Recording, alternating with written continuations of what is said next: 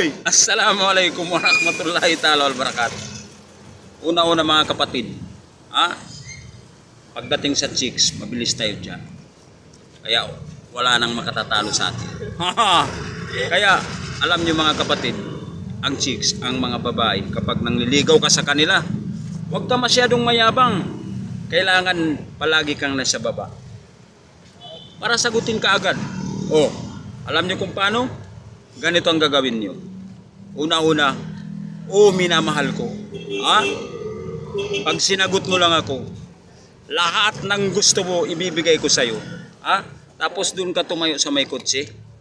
Kotse ng iba. Sabihin mo, alam mo yung kotse na yan? Sa akin yan. Kapag minamahal mo ako at sinagot mo ako, makakasakay tayo dyan. Mapapunta tayo kung saan ang gusto mo. Pera, kayamanan, marami tayo niyan. Kaya hindi ka magsisisi. Hindi pala totoo yun. Sinungaling ka. Ang sayo lang, para mapasagot mo lang yung babae. Diba? Okay. Yun lang ang joke natin mga kapatid. Hanggang dito na lang. Assalamualaikum warahmatullahi wabarakatuh.